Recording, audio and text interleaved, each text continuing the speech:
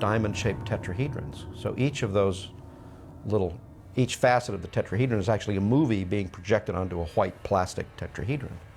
So it would be one pass, the camera gets wound back, the projector gets moved to the other side, another exposure, on and on and on, over multiple tetrahedrons, and it just took hours and hours and days of photography to transpose those movies onto all those facets, but allowed you to see the slit as a reflection off of a bumpy cylinder of plexiglass, mirrored plexiglass.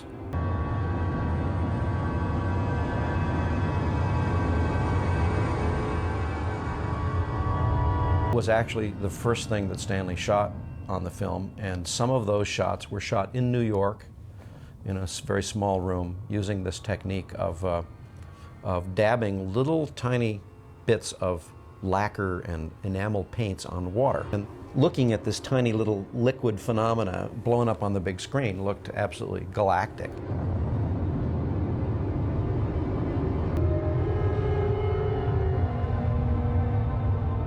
I remember these large trays with black water, smelly, and Stanley leaning over them and dribbling inks and oily things and lacquers onto the surface, and exploded in the most beautiful way. And he loved these shapes.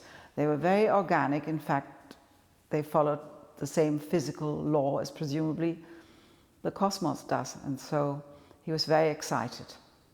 Against this, he wanted to set an artificial, scientific, man-made or ET-made look.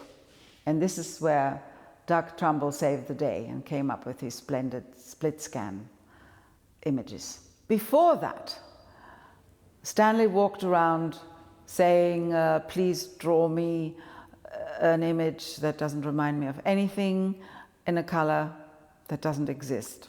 Big joke.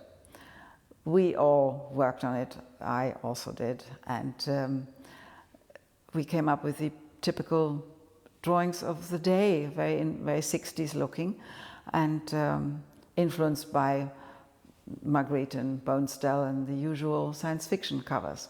And we've actually intercut the collection of drawings we're about to show you with 2 moments of the real film. So you can see the enormous difference between our early fumblings and the final fantastic outcome.